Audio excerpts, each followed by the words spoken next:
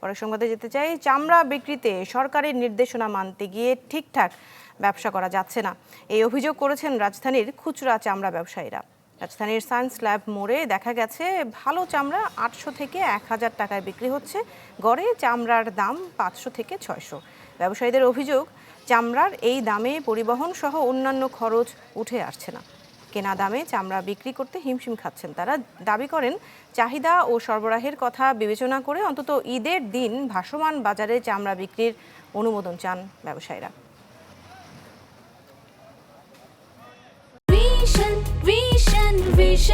100% copper কন্ডেন্সারে তৈরি vision fridge, তাই গুণে মানে অটুট থাকে বছরের পর বছর।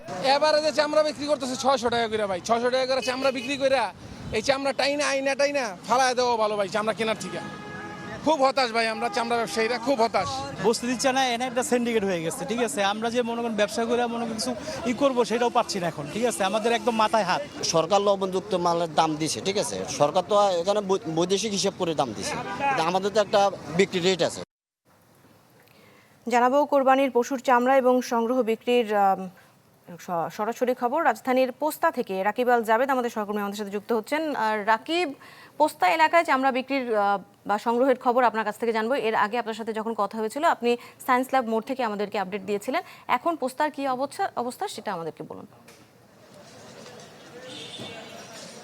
দৃষ্টি, রাজধানীতে যে চামড়ার যে বাজারটি সেটির পাইকারি বাজার হচ্ছে পোস্তা। এখানে আসলে ঢাকা সহ আশপাশের যে জেলাগুলো রয়েছে, নারায়ণগঞ্জ, গাজীপুর, সেখান থেকে কিন্তু আজকে মূলত চামড়ার যেই বড় সংগ্রহটি সেটি আসলে চলে আসবে।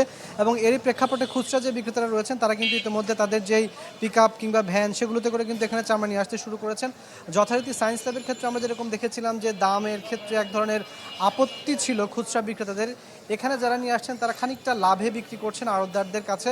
সবচেয়ে উৎকৃষ্ট মানের বা ভালো মানের যে চামড়াগুলো রয়েছে এই মুহূর্তে আমি দেখতে পাচ্ছি যে পোস্তায় সেগুলো বিক্রি হচ্ছে আপনার 1000 টাকায়, এবং গড়পড়তা যে দামটি সেটি এখানে 700 750 টাকা পর্যন্ত তারা বিক্রি করতে পারছেন। তবে ছাগলের যে চামড়াগুলো রয়েছে সেগুলোর চাহিদা একেবারেই কম, খুব একটা কেউ কেনার জন্য আগ্রহ প্রকাশ করছেন না। মূলত এই বাজারটি জমে উঠবে সন্ধ্যার পরে।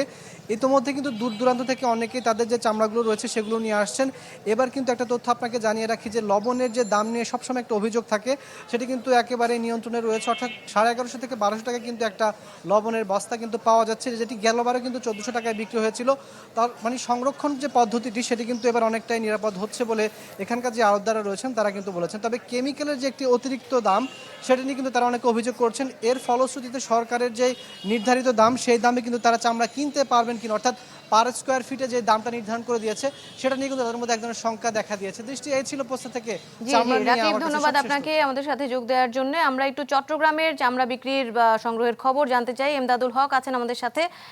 এমদাদ, চট্টগ্রামে কেমন ব্যবস্থা আপনি দেখতে পাচ্ছেন বা সরবরাহ বা কেমন হচ্ছে, বেচা বিক্রি কেমন হচ্ছে, এই চামড়ার ব্যবস্থাপনা নিয়ে একটু বলবেন।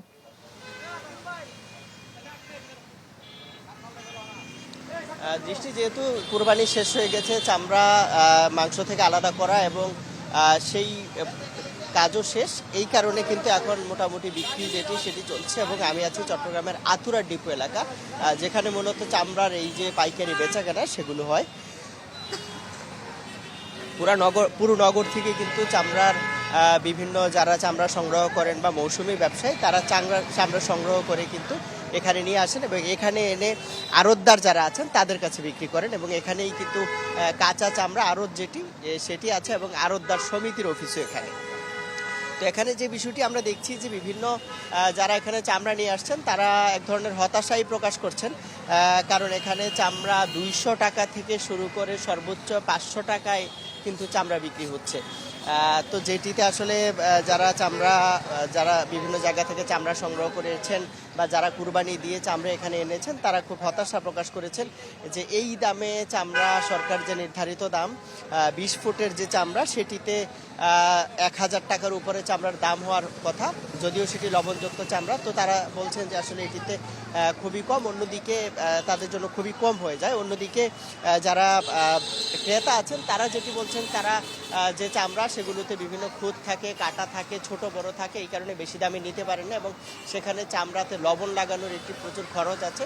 সব মিলিয়ে তারা এই কম দামে চামড়া কিনতে হয়, এমনটি কিন্তু তারা বলছেন। আর খুব সংক্ষেপে একটু জানিয়ে দিতে চাই যে চট্টগ্রামে পশু কুরবানির পরে বর্জ্য ব্যবস্থাপনা সেটি কিন্তু প্রায় পুরোদমে শেষ। 5টার মধ্যে পুরো নগরে বর্জ্য যে পরিষ্কার করা সেটি ঘোষণা কিন্তু সিটি কর্পোরেশনের মেয়র দিয়েছে। জি জি ইমদাদ, ধন্যবাদ আপনাকে আমাদের সাথে যুক্ত হওয়ার জন্য। আমরা ফিরবো প্রয়োজনে আপনার কাছে। আমরা একটু নাটোর থেকে ঘুরে আসতে চাই। দেবাশিস কুমার রায় আছেন আমাদের সাথে, দেবাশিস কুমার সরকার আছেন আমাদের সাথে। দেবাশিস, আপনি একটু বলবেন যে চামড়া বিক্রির খবরাখবর কেমন হচ্ছে সেখানে নাটোরে, এবং পরিষ্কার পরিচ্ছন্নতার বিষয়েও আপনার কাছ থেকে জানতে চাই। হ্যাঁ, বৃষ্টি নাটোরের দেশের সবচেয়ে দ্বিতীয় বৃহত্তম যে মার্কেট, নাটোরের মার্কেটে কিন্তু নাটোর সহ এর আশপাশের উপজেলাগুলো থেকে কাঁচা চামড়া আসা শুরু হয়েছে এবং সেই সাথে শুরু হয়েছে লবণজাত করার কাজ। তবে চিত্রটা কিন্তু বরাবরের মতোই রয়েছে। অন্য দ্রব্যমূল্যের বৃদ্ধি পেলেও চামড়ার দাম কেন জানি বাড়েনি। এখানে ব্যবসায়ী এবং বিক্রেতা যারা গ্রাম পর্যায় থেকে যারা চামড়া কিনে নিয়ে এসছেন, ফড়িয়ারা, তারা কিন্তু একই রকম অভিযোগ করছেন যে তারা যে দামে চামড়া কিনে নিয়ে এসছেন এখানে এসে সেই দামে চামড়া বিক্রি করতে পারছেন না। এছাড়া ছাগলের চামড়ার চিত্র বরাবরের মতোই রয়েছে। এখানে ছাগলের চামড়া তারা 20 টাকা 25 টাকা করে কিনে নিয়ে এসে এখানে 15 থেকে 20 টাকার বেশি দাম বলছেন না বলে এখানকার যারা ফড়িয়া ব্যবসায়ী রয়েছে, মৌসুমী ব্যবসায়ী রয়েছে, তারা জানিয়েছেন। এছাড়া এখানকার যারা আড়তদার এবং ব্যবসায়ী রয়েছেন তারা কিন্তু বলছেন যে তারা সরকার নির্ধারিত যে রেট রয়েছে সেই রেটেই তারা কেনাবেচা শুরু করেছেন।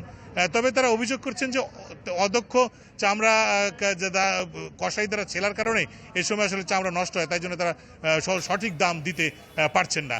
আর বৃষ্টির পরিষ্কার পরিচ্ছন্নতা বলতে পৌরসভার পক্ষ থেকে কিন্তু সচেতনতা গ্রহণ করা হয়েছে এবং দ্রুত এই পরিষ্কার পরিচ্ছন্নতার কাজগুলো সম্পন্ন হবে বলে জানিয়েছেন পৌরসভার মেয়র।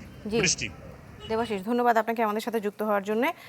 দর্শক, আপনারা দেখছিলেন যে কোরবানির পরই চামড়া বিক্রির একটি বড় ধরনের আনুষ্ঠানিকতাই বলা যায় যে এরকম একটি ব্যাপার ঘটে থাকে প্রত্যেক ঈদেই। সেই খবরাখবরই বিভিন্ন জায়গা থেকে আমাদের সহকর্মীরা জানানোর চেষ্টা করছিলেন।